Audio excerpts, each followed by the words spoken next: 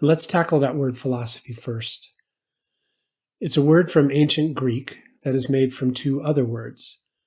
Philo, which is a kind of feeling, a feeling of really caring about something or somebody, and Sophia, which means wisdom. So let's focus on just the wisdom part for a second.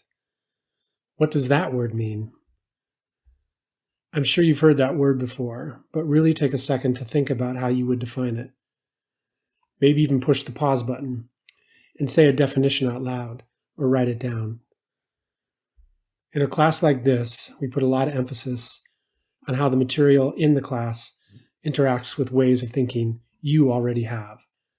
The more active your own mind is all along the way, the better this is going to go. So when these kinds of moments come up in these videos, you might just push pause in order to give yourself time to think about it. So, have you thought of a definition for wisdom? I'm guessing that your definition of wisdom is some version of knowing what to do, or the idea of having a lot of life experience. And we tend to associate wisdom with age. But the thing itself is some kind of knowledge about what to do in some arena of life, right? For example, if you're having trouble with a relationship, you might seek out somebody with more experience to give you advice, to share their wisdom.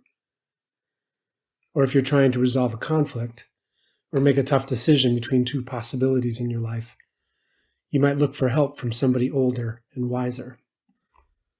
So wisdom is just a word that refers to the ability to be good at navigating those difficult things in life. It's a kind of skill, right?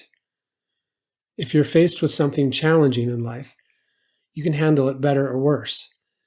And wisdom is a kind of knowledge that allows you to handle things better rather than worse. And who wouldn't want that?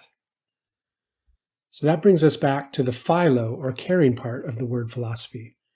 If Sophia is wisdom, philosophy means caring about wisdom. To be a philosopher is to be a wisdom lover. And so being a philosopher doesn't necessarily mean you have wisdom. It just means caring enough about wisdom that you'll do the work of finding it. Again, wisdom is a skill like other skills.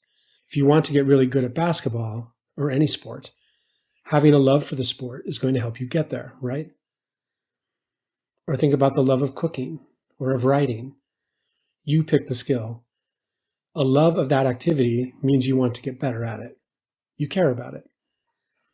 A philosopher wants to get better at being wise about life's important questions, about being good at knowing what to do in any situation, of knowing how best to live one's life.